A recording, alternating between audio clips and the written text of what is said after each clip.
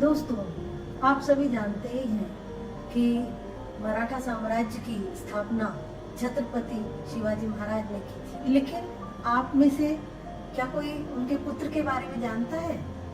जी हाँ, छत्रपति शिवाजी महाराज के पुत्र का नाम छत्रपति संभाजी महाराज था। वह भी अपने पिता की तरह ही एक महान राजा थे। छत्रपति संभाजी महाराज मराठा साम्राज्य के दूसरे शासक थे।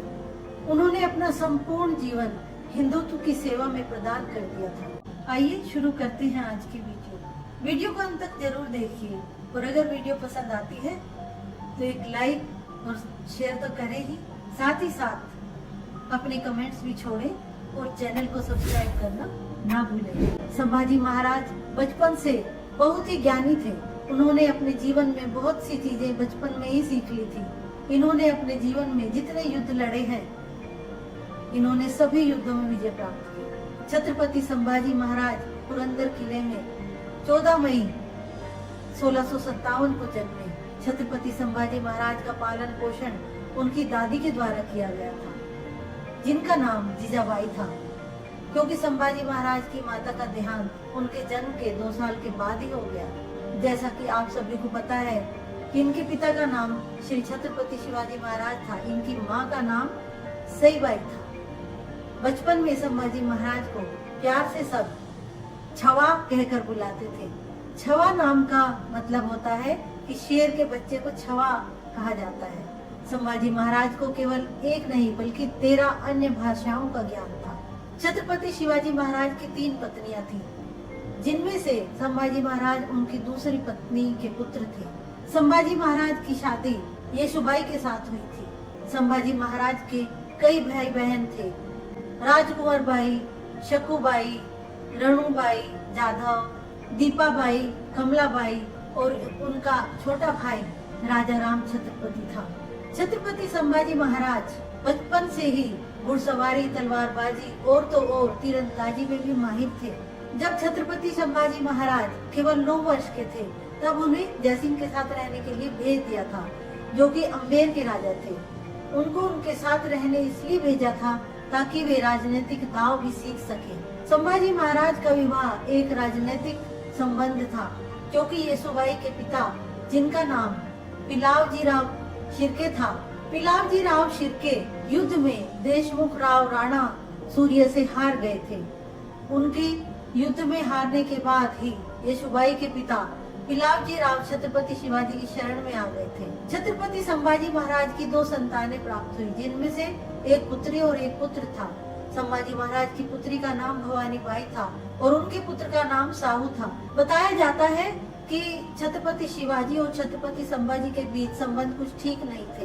इसका भी एक कारण था उनका अनुज राजा राम, क्योंकि छत्रपति संभाजी की दूसरी माँ यानी कि सौतेली माँ सोयराबाई अपने पुत्र राजा राम को उस राज्य का उत्तराधिकारी बनाना चाहती थी और इसी वजह से उन पिता और बेटे की आपस में बिल्कुल नहीं बनती थी। छत्रपति संभाजी महाराज ने कई बार अपनी बहादुरी एवं अपने गौरव का प्रदर्शन किया, परंतु छत्रपति महाराज को उन पर कभी विश्वास ही नहीं हुआ।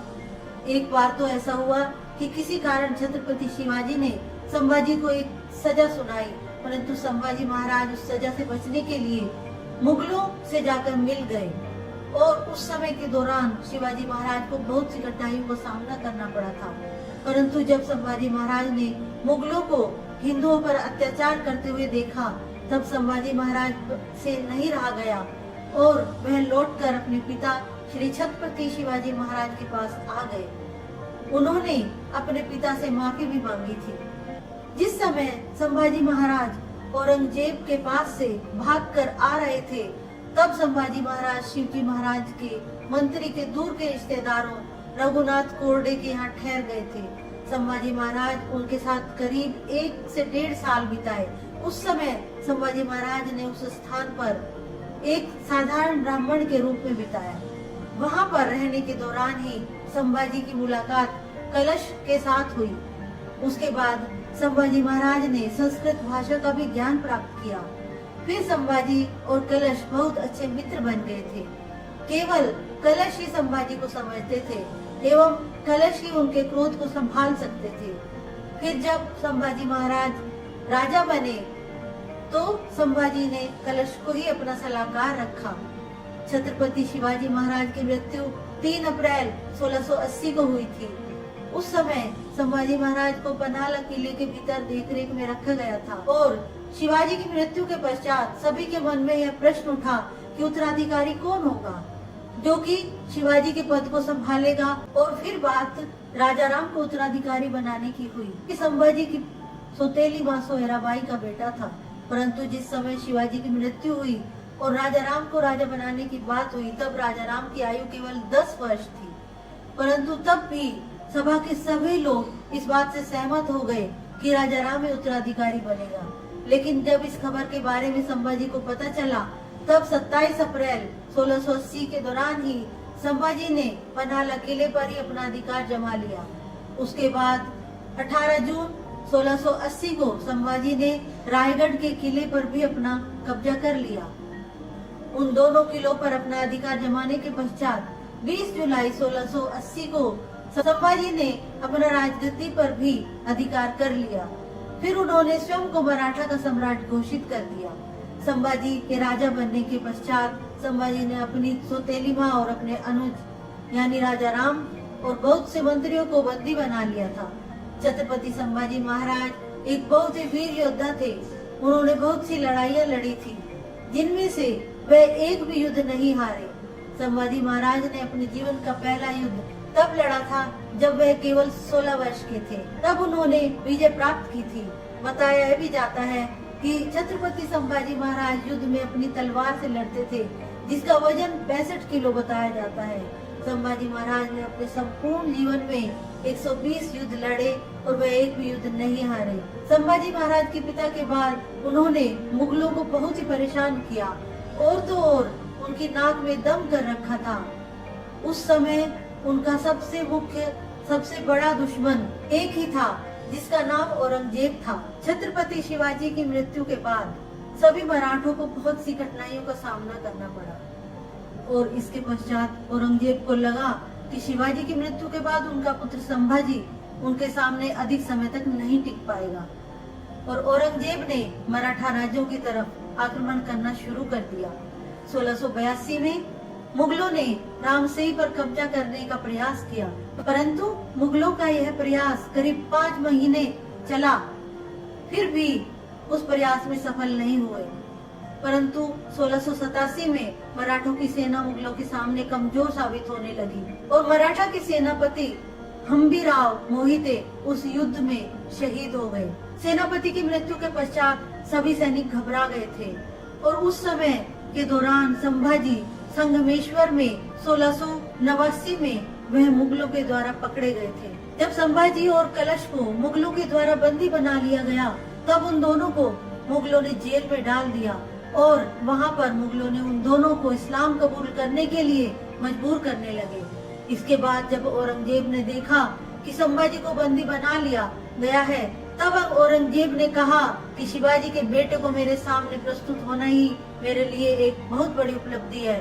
और फिर वह अपने अल्लाह को याद करने लगा और यह सब देखकर कलश बोले कि यह देखिए मराठा नरेश औरंगजेब खुद अपना सिंहासन छोड़कर आपको नतमस्तक हुआ है। यह बात सुनकर औरंगजेब को बहुत ज्यादा क्रोध आ गया। उसके बाद मुगलों ने यह कहा कि अगर तुम इस्लाम कबूल करते हो तो तुम्हारी जिंदगी बख्श दी जाएगी, लेकिन संभाजी ने इस बात से इनकार कर दिया। उसके बाद मुगलों ने उन पर अत्याचार करना शुरू कर दिया। मुगलों ने संभाजी एवं कलश को एक टोपी पहनाई जिसमें घंटी लगी हुई थी और टोपी पहनाकर उन्होंने उन दोनों को ऊंट के पीछे बांधकर उनको तुलापुर के बाजार में घसीटा गया। जहां से उनको ले जाया गया वही लोग उन पर थूक रहे थे, लेकिन तब भी संभाजी और कलश ने इस्लाम कबूल नहीं किया क्योंकि उनकी नजर में अब भी हिंदू धर्म सबसे बड़ा था। उन्होंने तब भी इनकार कर दिया। संभाजी और कलश ने इस्लाम नहीं कबूला। इस बात पर औरंगजेब क्रोधित था। तब उसने संभाजी और कलश के सभी घाव पर नमक छिड़कने का आदेश दिया, उनको अपने सिंहासन तक घसीट कर लाने का हुक्म दिया और औरंगजेब ने उन दोनों की जीभ को काटकर अपने सिंहासन के आगे डालने का हुक्म दिया। फिर उन्होंने उन दोनों की जीभ कुत्तों को खिला दी। तब भी वह दोनों औरंगजेब को देखकर हंस रहे थे। तब औरंगजेब ने उन दोनों की आंखें निकालने और हाथ काटने का हुक्म दे दिया। संभाजी के हाथ काटने के 2 हफ्ते के बाद उनकी मृत्यु हो गई। उनकी मृत्यु 11 मार्च 1689 को हुई थी। देखा दोस्तों, कितने वीर और महान थे संभाजी महाराज, जिन्होंने अपने धर्म को ना छोड़ने के लिए अपनी जान तक कुर्बान कर दी। अगले वीडियो में हम जानेंगे कि संभाजी महाराज के बाद मराठा साम्राज्य का क्या हुआ, कौन मराठा साम्राज्य के छत्रपति बने। आज की वीडियो में बस इतना ही। धन्यवाद।